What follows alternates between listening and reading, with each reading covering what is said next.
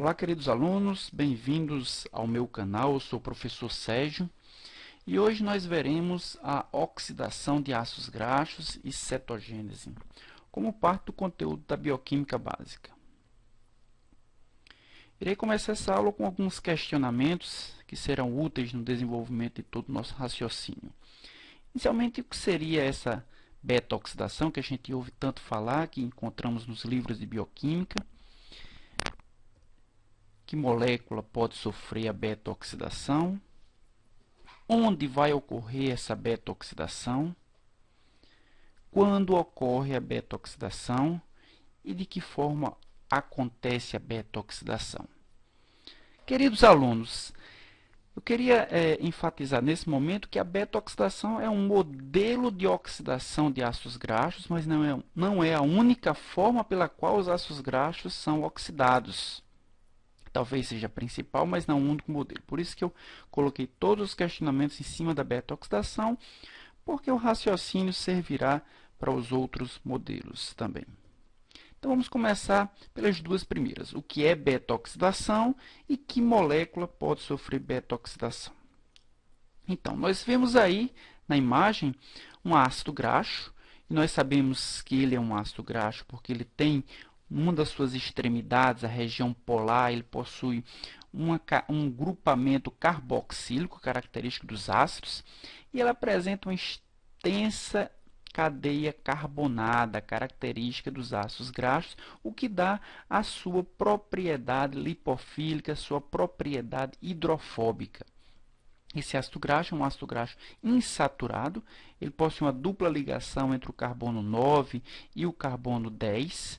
Esse ácido graxo ele é numerado do carbono 1 até o carbono 18, e essa numeração recebe nomes também. O carbono de número 2 é chamado de carbono alfa, o carbono de número 3 é chamado de carbono beta.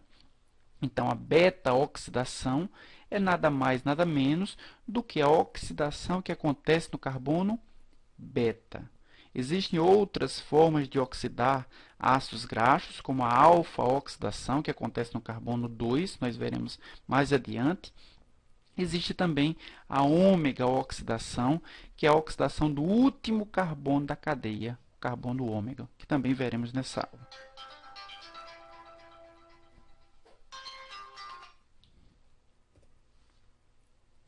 Vamos para a próxima pergunta.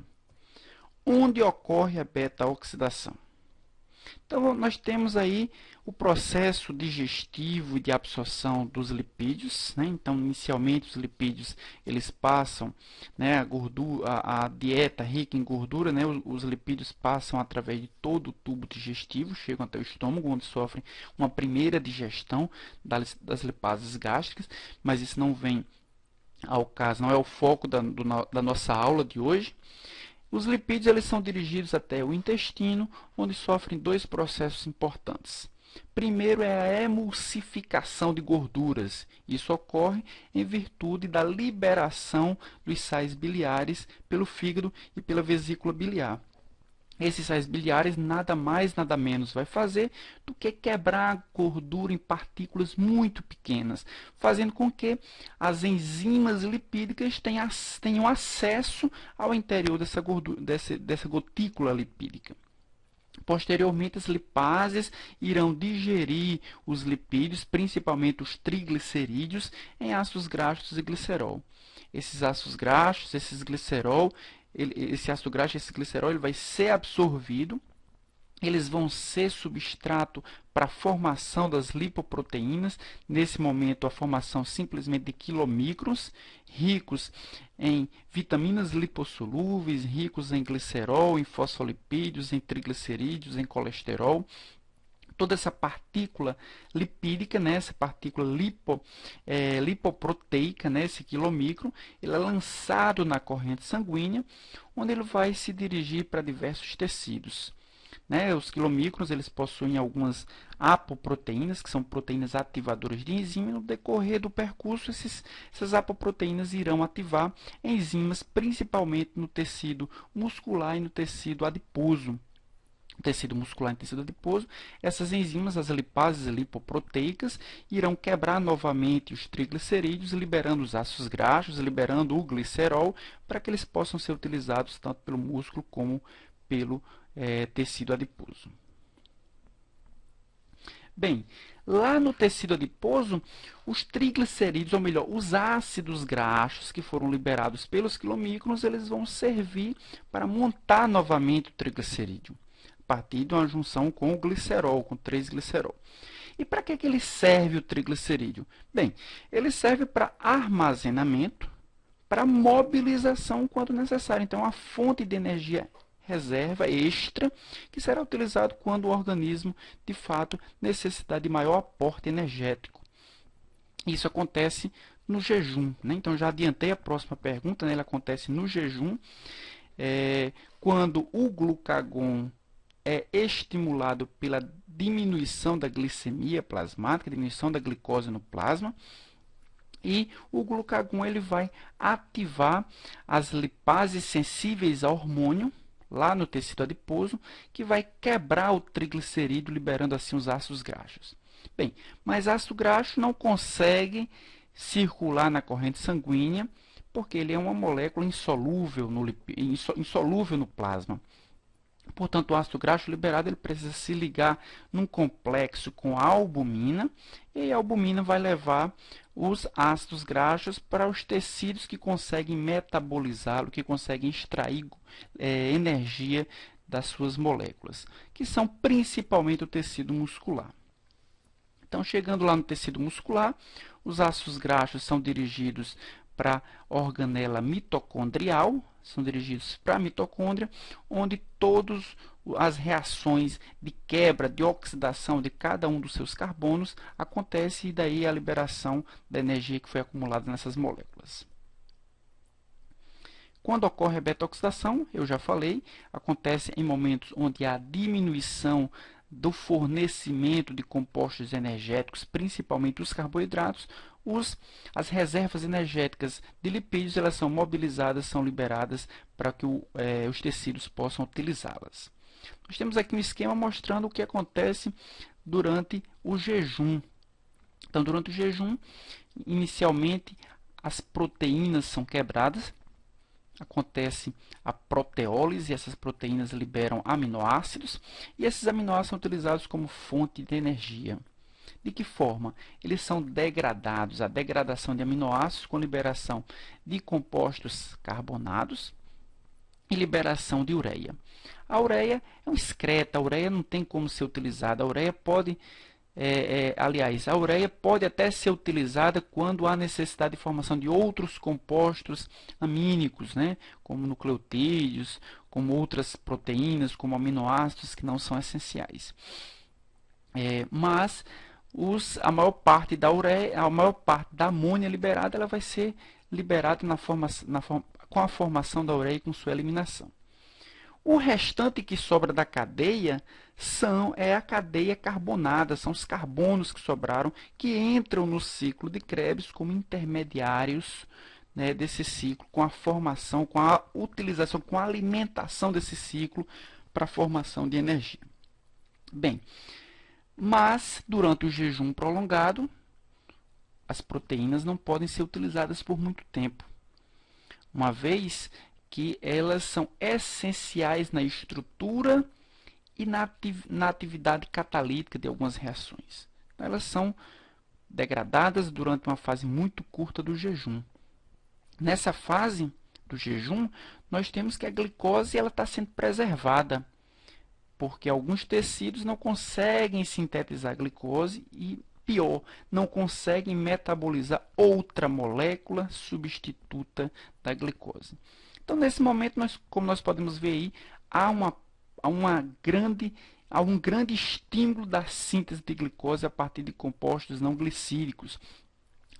As próprias proteínas que serviram como fonte para entrada de intermediários no ciclo do ácido cítrico, elas agora são utilizadas para formação de compostos durante a gliconeogênese, a formação de glicose.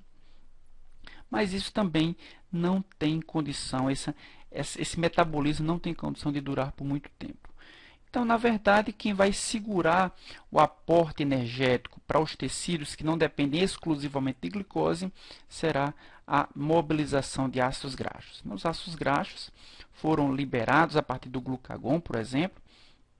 Esses ácidos graxos eles vão ser degradados para a formação de acetil-CoA. Nós veremos posteriormente nessa aula.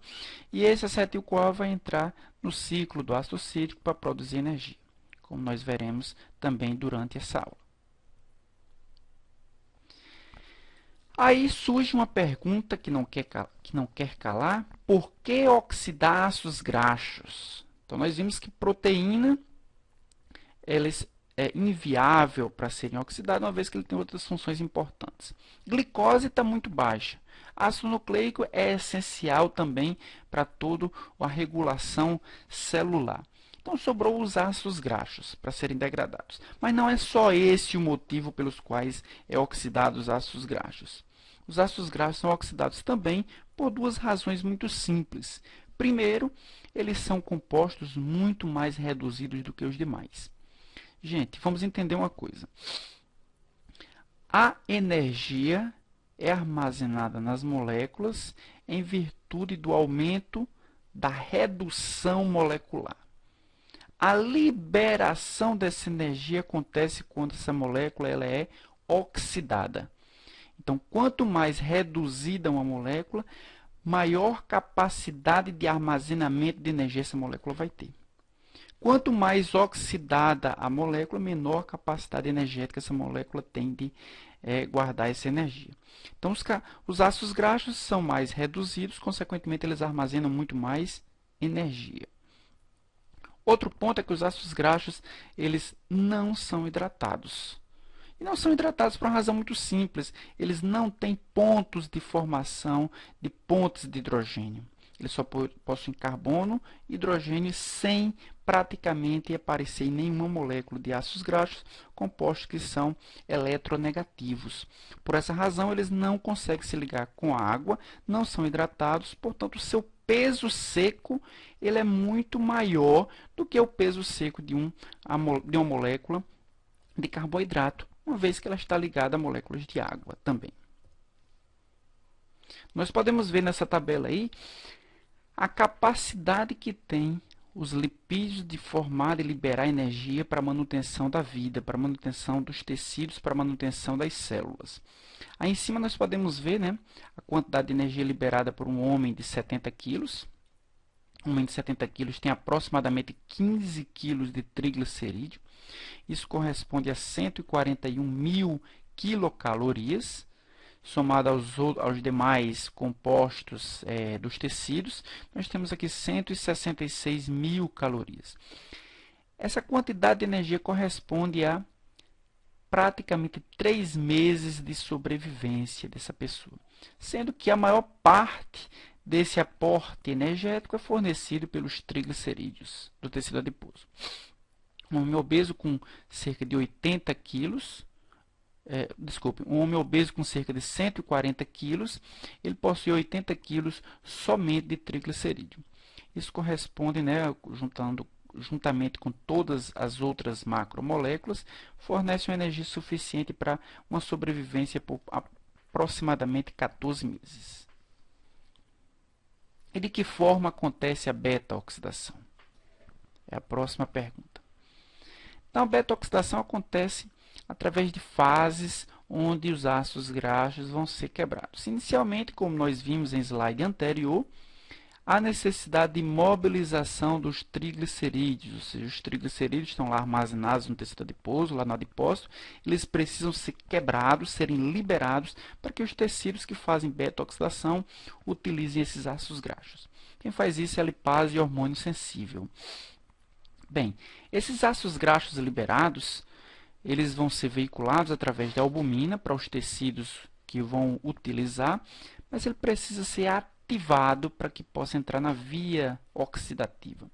E essa oxidação acontece quando o ácido graxo se une a uma coenzima A, ou seja, a formação de acil-coenzima A graxo, Quem faz essa reação é uma enzima chamada acil-CoA sintase. Posteriormente, esse ácido graxo ativado ele precisa adentrar a mitocôndria. A gente viu que é lá que acontece a oxidação dos ácidos graxos, pelo menos os principais ácidos graxos acontecem na mitocôndria. E esse transporte para a mitocôndria acontece por meio da ligação com uma molécula derivada de aminoácidos, chamada carnitina, e que consegue transportar o complexo carnitina-ácidos graxos através de proteínas chamadas de transferases. Posteriormente, a degradação propriamente dita do ácido graxo para a produção de acetil-CoA, que é a beta-oxidação, e um dos caminhos alternativos da beta-oxidação, além da produção de acetil-CoA, também a produção de corpos cetônicos, que vai ser assunto do final dessa aula. Então, nós podemos ver nessa imagem aqui a utilização, ou seja, a mobilização dos triglicerídeos, a estimulação hormonal para que haja mobilização dos triglicerídeos. Isso acontece quando há diminuição da glicose. Quando há diminuição da glicose, nós temos glucagon. Mas é só quando há diminuição de glicose? Não. Quando há necessidade de glicose em grande velocidade, como, por exemplo, durante uma fuga ou durante um perigo iminente. Normalmente, a adrenalina também estimula os mesmos receptores e ativam a mesma cascata.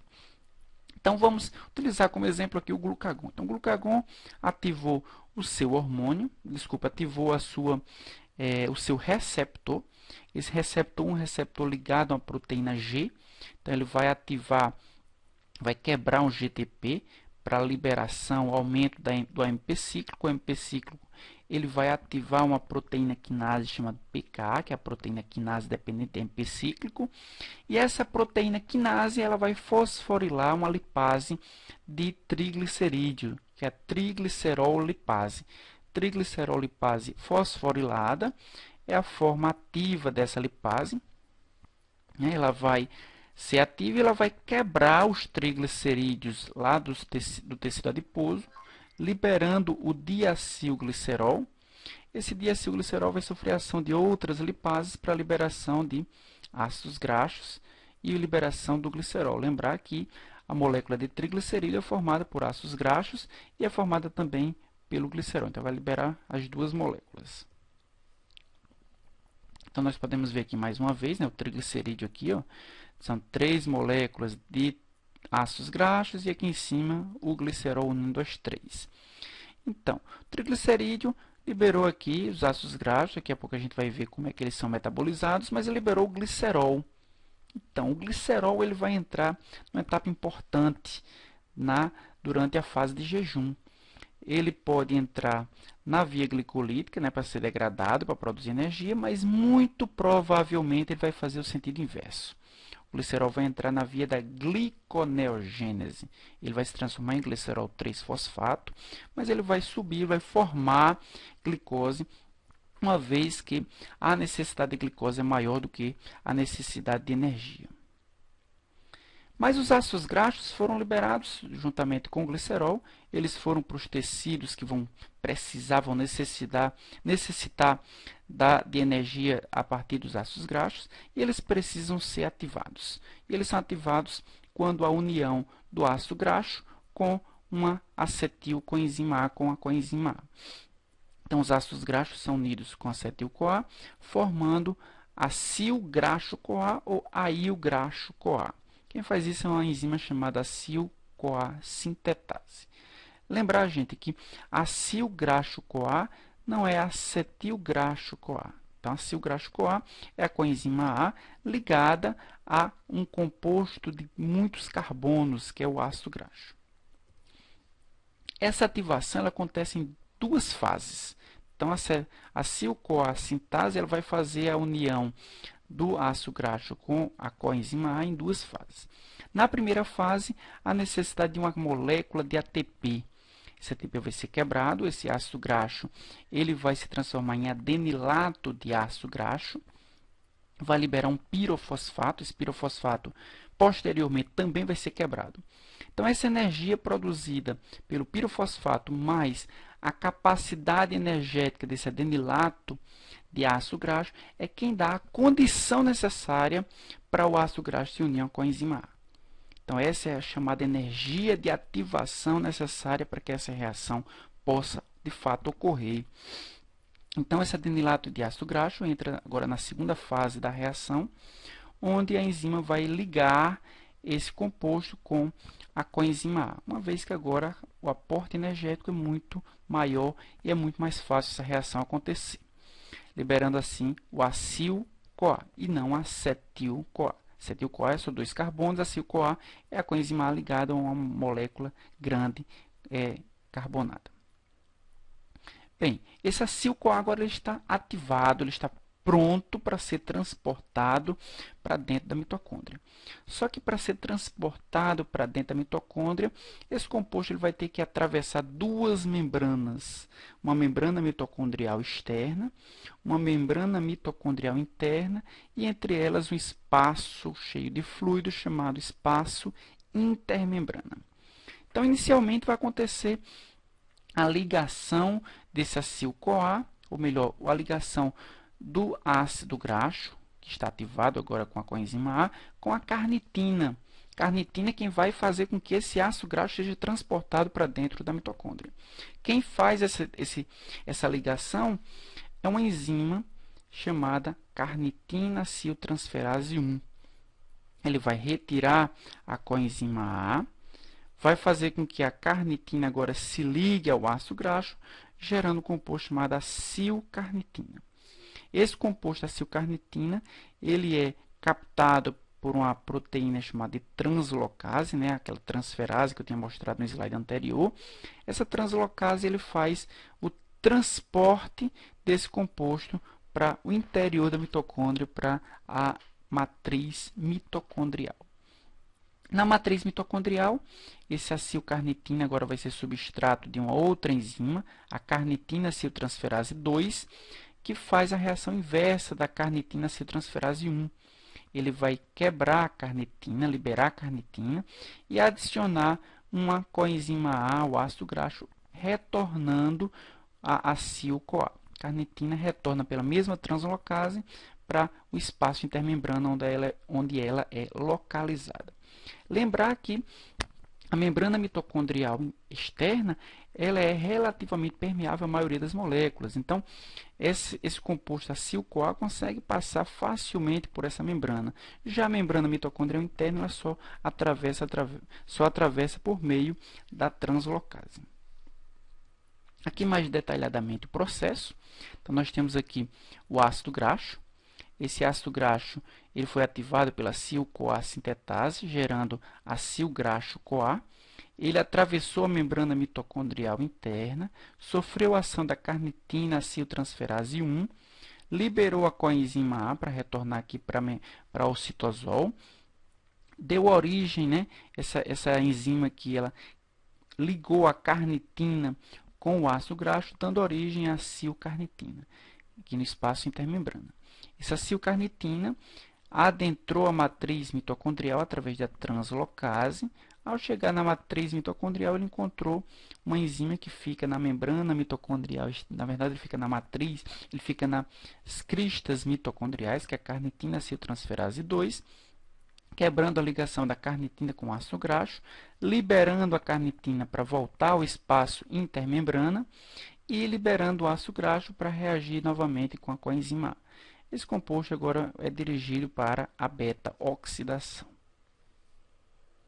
Então, aqui nós temos a carnitina, um composto essencial para o metabolismo, para a oxidação de ácidos graxos. Ela é formada a partir da lisina e da metionina. Então, lisina e metionina são essenciais para a formação da carnitina. Sem esses aminoácidos, não se tem carnitina. Então, isso é importante porque algumas doenças acontecem porque não há nutrição suficiente ou não há formação suficiente de lisina nem de metionina. Lembrando que lisina e metionina são aminoácidos essenciais e têm que ser adquiridos da alimentação. A carnitina possui aqui uma região importante dela, essa hidroxila, que é a ligação, o local de ligação do grupo acil, formando assim uma ligação éster. por meio dessa ligação, que ele consegue transportar o ácido graxo para o interior da mitocôndria. Então, as reações da beta-oxidação, na verdade, esse título está equivocado, são as reações da oxidação dos ácidos graxos. Ela vai depender de como é esse ácido graxo. Se esse ácido graxo ele é um ácido graxo saturado, se é um ácido graxo insaturado, as reações serão diferentes. Se apresenta um número de carbonos par ou número de carbonos ímpares, também a reação vai ser diferente. E se existe ramificação nesse ácido graxo, ou não existe ramificação, se é apenas uma cadeia linear, também a oxidação será diferente. Então, vamos começar aqui pela forma mais básica, mais fácil de oxidar ácidos graxos, que são os ácidos graxos de cadeia linear, com número par de carbono e sem nenhuma insaturação, certo? Então, essa reação acontece no interior da mitocôndria. Como já foi falado, vai acontecer uma oxidação do carbono beta do ácido graxo, por isso se chama beta-oxidação. E essa beta-oxidação ela acontece em 4 fases. Uma oxidação através da coenzima FAD, né, por meio da coenzima FAD, uma hidratação, uma oxidação por meio da coenzima NAD e, finalmente, uma tiólise. Então, a reação acontece em espiral, a gente já viu esse tipo de reação em nossas aulas anteriores. Então, o ácido graxo, aqui em cima, ele possui um número par de carbonos, ele não apresenta nenhuma insaturação e ele possui uma cadeia linear sem nenhum tipo de ramificação. Aqui nós temos o carbono alfa, aqui nós temos o carbono beta. Então, esse ácido graxo, que está ligado aqui à coenzima A, né, está ativado, ele vai ser substrato dessa enzima aqui, a acil-CoA desidrogenase. Essa enzima ela possui na sua molécula uma coenzima FAD, uma coenzima dependente de flavina, né? Uma coenzima que é formada a partir da flavina. Nessa reação aqui, nós temos uma oxidação. Por quê? Porque a perda de elétrons ou perda de hidrogênios, né? Aqui, no caso, aconteceu a perda dos dois, de elétrons e de hidrogênio. Então, quando a perda de elétron, quando a perda de hidrogênio, nós dizemos que a molécula se oxidou. E esses hidrogênios são perdidos do carbono alfa e do carbono beta. E esses hidrogênios vão para quem? Vão para o FAD. O FAD se transforma em FADH2.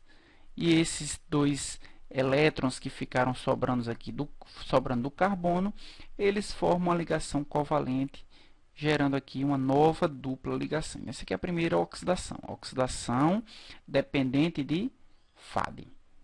Posteriormente, lembrar que a oxidar, o composto gerado a partir do ácido graxo foi esse composto aqui, o trans-delta-2-enoil-CoA. Isso é extremamente importante. Por quê? Porque a próxima enzima, a enoil-CoA hidratase, só consegue reconhecer esse composto aí, só consegue reconhecer esse ácido graxo se ele possuir uma dupla ligação entre os carbonos alfa e o carbono beta, e que essa ligação ela tem que estar em uma configuração trans. O que quer dizer isso? Que o carbono alfa tem que ter um hidrogênio para cá e o carbono beta tem que ter um hidrogênio para o lado oposto. Sem isso, sem essa configuração trans, a enzima enoil-CoA hidratase não reconhece e a reação para. Então, estando estabelecido aqui os critérios para ligação da enzima, o trans-delta-2-enoil-CoA ele vai ser hidratado, que é a próxima fase, ou seja, a entrada da molécula de água. Em que pontos? Entrada da molécula de água entre os carbonos alfa e o carbono beta, porque haja quebra dessa dupla ligação. Quebrou a dupla ligação, aqui foi inserida a molécula de água, um hidrogênio no carbono alfa e uma hidroxila no carbono beta. Por isso que nós chamamos de beta-oxidação. Aqui houve uma oxidação com retirada do hidrogênio, uma oxidação maior com a entrada de uma hidroxila no carbono beta. A terceira etapa é uma nova oxidação. Dessa vez, a enzima, a hidroxiacil-CoA desidrogenase, ela é uma enzima dependente de NADH, de NAD, melhor dizendo. Então, nesse momento aqui, nós teremos uma oxidação do L-beta-hidroxiacil-CoA com a entrada, com a substituição dessa hidroxila por uma carbonila. E o hidrogênio que saiu daqui e o hidrogênio que vai sair do carbono alfa, eles serão adicionados ao NAD oxidado para reduzi-lo, para que ele possa gerar energia. Bem, a partir dessa oxidação, nós geraremos um produto chamado beta-cetoacil-CoA. Então, vejam bem, o carbono beta só com hidrogênio, o carbono beta agora com a dupla ligação, houve uma pequena oxidação, o carbono beta agora com uma hidroxila e o carbono beta agora com uma carbonila. Então, o nível de oxidação do carbono beta aumentou. Por isso que essa reação se chama beta-oxidação.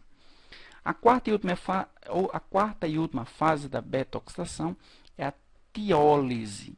Isso acontece por meio de uma enzima chamada de tiolase. O que a tiolase faz?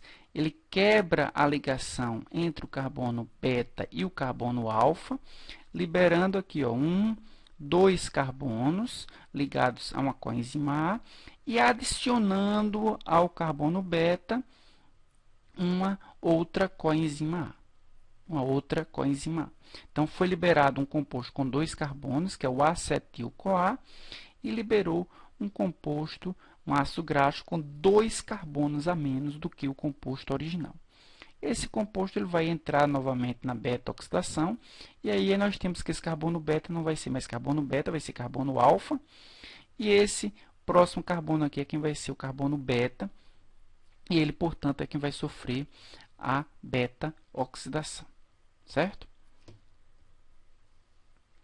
Então, isso vai acontecer em diversas vezes. Então, nós teremos que um carbono com 14, um ácido graxo com 14 carbonos, ele vai sofrer uma beta-oxidação, se transformando em 1 com 12, se transformando com 10, com 8, com 4, com 6, com 4 e, finalmente, dois acetil-CoAs, cada um com 2 carbonos. Certo? Então, a beta-oxidação vai haver perda sempre de 2 carbonos e em cada uma dessas reações a liberação de um acetil-CoA, obviamente, vindo dos 2 carbonos que foram perdidos. Lembrar que não é formado somente acetil-CoA, mas é formado também um FAD, é formado também um NAD. Então, em cada um desses ciclos, em cada um desses movimentos giratórios da beta-oxidação, a liberação de um acetil-CoA, a liberação de um NAD, a liberação de um FAD. NAD e FAD, como nós aprendemos, irá para a cadeia respiratória para liberar os seus elétrons ricos em energia para a síntese de ATP, a partir da ATP sintase. O acetil-CoA, por sua vez, ele vai entrar no ciclo de Krebs, também para produzir NAD, FAD e ATP. E no final, todos irão gerar energia. Então, nós podemos ver em maiores detalhes, né? Aqui em cima a cadeia carbonada sofreu uma ativação, né? Formou aqui um composto ativado, ele entrou na beta-oxidação, sofreu uma redução de 2 carbonos, formou FAD, formou NAD e formou acetil-CoA. Sofreu uma redução de mais 2 carbonos, FAD, NAD e acetil-CoA. Mais 2, FAD, NAD e acetil-CoA, mais 2, mais 2, mais 2, até gerar somente acetil-CoA. Então, um composto com 16 carbonos, um composto com, vamos contar aqui, 1, 2, 3, 4, 5, 6, 7, 8, 9, 10, 11, 12, desculpe. Um composto com 12 átomos de carbono, ele vai gerar, no final da beta-oxidação, após ele ser totalmente oxidado, ele vai gerar 6 moléculas de acetil-CoA, cada uma, obviamente, com 2 carbonos.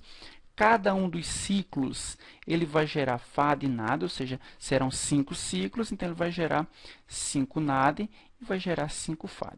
O acetil-CoA ele vai para o ciclo de Krebs, ele vai gerar mais 18 NAD, mais 6 FAD e mais 6 ATPs.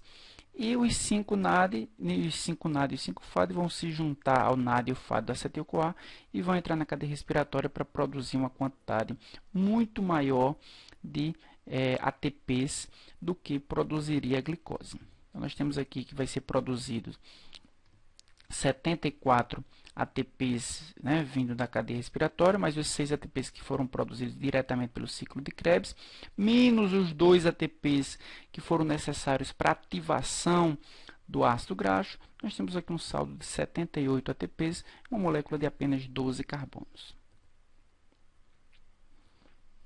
Bem, nós vimos que essas reações elas são características para os ácidos graxos que são saturados e que possuem número par de carbono. Então, nós vamos ver como é que acontece para os ácidos graxos insaturados, que corresponde a mais ou menos metade dos ácidos graxos da nossa dieta. Então, eles são reações extremamente importantes. E também os ácidos graxos que possuem número ímpar de carbono, que não são muito comuns, mas alguns alimentos possuem esse tipo de ácidos graxos. Então, para os ácidos graxos insaturados são necessárias duas enzimas adicionais, que são as isomerases e as redutases, para que o ácido graxo possa entrar na beta-oxidação. Para os ácidos graxos de número ímpar de carbono, acontece uma beta-oxidação normal e no final nós teremos um composto com 3 carbonos, que é o propionil-CoA. Então, esse propionil-CoA ele precisa ser convertido a succinil-CoA para que ele entre assim no ciclo do ácido cítrico, no ciclo de Krebs. Então, nós podemos ver aí um composto, um ácido graxo com 18 carbonos, um ácido graxo que apresenta uma insaturação entre o carbono 9 e o carbono 10, que é o oleil-CoA, né, derivado do ácido oleico. Esses ácidos graxos eles entram na beta-oxidação normal. Então, aqui nós podemos ver, sofreu uma beta-oxidação, uma segunda beta-oxidação e aqui uma terceira beta-oxidação, gerando, portanto, 3 acetil-CoAs em cada uma dessas beta-oxidações, gerando NAD e gerando FAD normalmente. Só que ele formou aqui um composto chamado de cis-delta-3 duodecenoil-CoA. Esse composto é diferente dos compostos que a gente viu na beta-oxidação. Por que diferente? Porque a gente lembra que essa dupla ligação formada na beta-oxidação é formada uma dupla ligação na beta-oxidação, só que ela acontece entre os carbonos alfa e o carbono beta.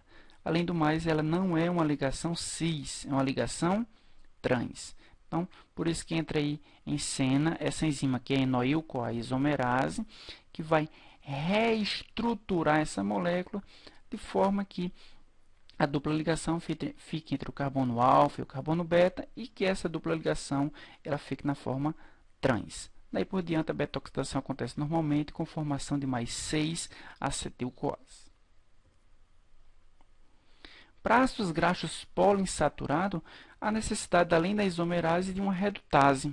Então, nós podemos ver aqui no exemplo, nós temos linoleil-CoA, que possui uma dupla ligação entre 9 e 10 e outra entre 12 e 13. Aqui a beta-oxidação é normal, são 3 beta-oxidações, 3 acetil-CoAs. Aqui ele entra no mesmo problema, tem que ser entre alfa e beta e tem que ser trans. Então, entra em cena aqui a enzima que a gente já conhece, enoil-CoA isomerase. Coloca na posição correta, ele segue com a beta-oxidação até encontrar essa dupla ligação. Acontece que, em virtude da alternância das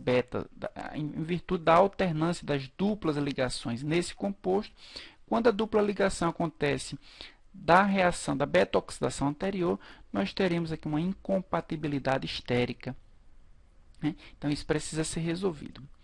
Então, isso vai ser resolvido de que forma? Primeiro, através de uma redutase. Então, a redutase vai eliminar essa dupla ligação aqui. E ela utiliza o NADPH para adicionar hidrogênios entre o carbono 5 e o carbono 4.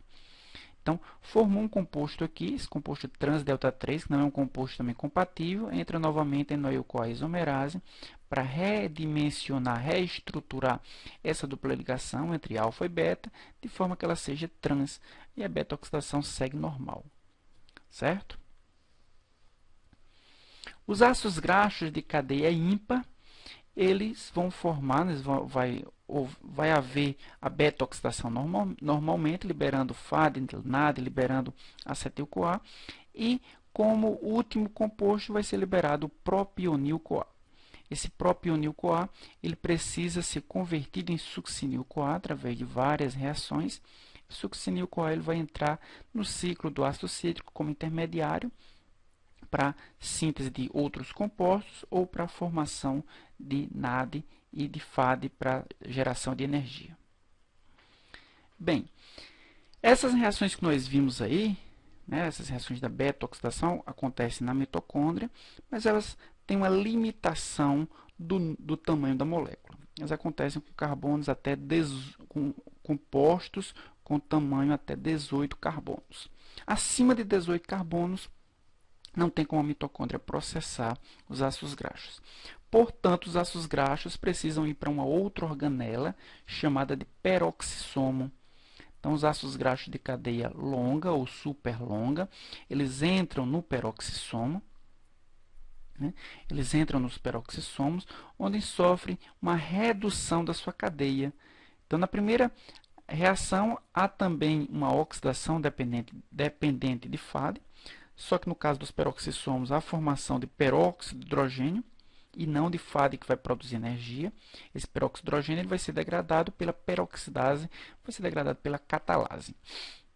Na segunda reação, há uma hidratação, como acontece na beta-oxidação. Na terceira reação, a formação, há uma nova oxidação dependente de NAD. Esse NAD ele não tem condição de ser oxidado aqui, ele vai ser lançado no citosol, onde vai ser capturado e vai ser reutilizado em outras reações. E, finalmente, uma tiólise aqui com liberação do acetil-CoA, que vai ser exportado, e com liberação aqui de um composto mais reduzido, que ao chegar em 18 carbonos, ele também vai ser exportado para ser oxidado na mitocôndria. Bem, além da beta-oxidação, também existe a ômega-oxidação. A ômega-oxidação ela acontece no carbono ômega, que é o último carbono aqui. Essa ômega-oxidação ela acontece no retículo endoplasmático. Ela depende de uma oxidase de função mista. Essa oxidase está ligada ao citocromo P450 e ela também utiliza a coenzima NADPH. Nos vertebrados, essas enzimas são encontradas no retículo endoplasmático de fígado e no retículo endoplasmático dos rins. E os principais substratos são ácidos graxos com 10 a 12 carbonos. Esses são os substratos que sofrem a ômega-oxidação. Como é que ela ocorre? Nós temos a oxidação desse carbono ômega aqui, inicialmente adicionando a hidroxila, depois adicionando um grupamento aldeído e finalmente um ácido graxo. Veja que ela depende aqui de NADPH, que depende de NADH. Esse composto aqui, com duas extremidades com grupamentos carboxílicos, ele vai para a mitocôndria ou para o peroxissomo sofrer as beta-oxidações, liberando dois compostos, o succinato e o adipato. Então, as duas extremidades servem como substrato para a beta-oxidação. Os carbonos beta da extremidade à direita e o carbono beta da extremidade à esquerda são oxidados e são liberados, portanto, acetil-CoA, NAD e FAD, como acontece com as outras, com a beta-oxidação normal. Também existe uma alfa-oxidação, que é utilizada para os ácidos graxos saturados. Nesse exemplo, nós temos aqui o ácido fitânico, que possui diversas ramificações. Inicialmente, esse ácido fitânico aqui foi ativado, produzindo fitanoil-CoA. Esse composto aqui ele foi oxidado aqui no carbono alfa, por isso que ele se chama alfa-oxidação. Desculpe, o carbono alfa é o primeiro carbono aqui da cadeia. Desculpe, é o carbono 2 da cadeia. Sofreu uma alfa-oxidação nessa segunda etapa. Posteriormente, o composto sofreu uma descarboxilação. Descarboxilação liberando aqui esse carbono. E o carbono alfa foi novamente oxidado, produzindo um grupamento aldeído. Então, o grupamento aldeído agora está muito próximo dessa ramificação. Só que vejam só, nós temos aqui o carbono alfa, nós temos aqui o carbono beta. O carbono alfa foi oxidado, esse grupamento aqui teve que sair na forma de CO2. Então, se esse carbono aqui agora vai ser o carbono carboxílico, esse aqui da ramificação vai ser carbono alfa e esse aqui vai ser carbono beta, ou seja, o bloqueio bloqueio estérico produzido pela ramificação no carbono beta foi retirado, oxidando-se o carbono alfa, dando origem aqui ao pristanal. Então, agora, a beta-oxidação vai poder acontecer normalmente, já que o carbono beta foi liberado. Então, o pristanal ele entra na beta-oxidação normal, liberando um composto com 3 carbonos, né? Já que nós temos o carbono da carboxila, o carbono alfa e aqui uma ramificação. Então, a ramificação é o terceiro carbono. Portanto, liberando aí o propionil-CoA, que é utilizado para ser reformulado, para ser sintetizado succinil-CoA, como aconteceu na oxidação de compostos com número de carbono ímpar. Portanto, esse composto resultante aqui, ele vai entrar novamente na beta-oxidação, ele vai ser oxidado diversas vezes, produzindo, ora, propionil-CoA, quando não tem a ramificação, produzindo acetil-CoA. Então, alternadamente, ele produz propionil-CoA, acetil-CoA, propionil-CoA e acetil-CoA.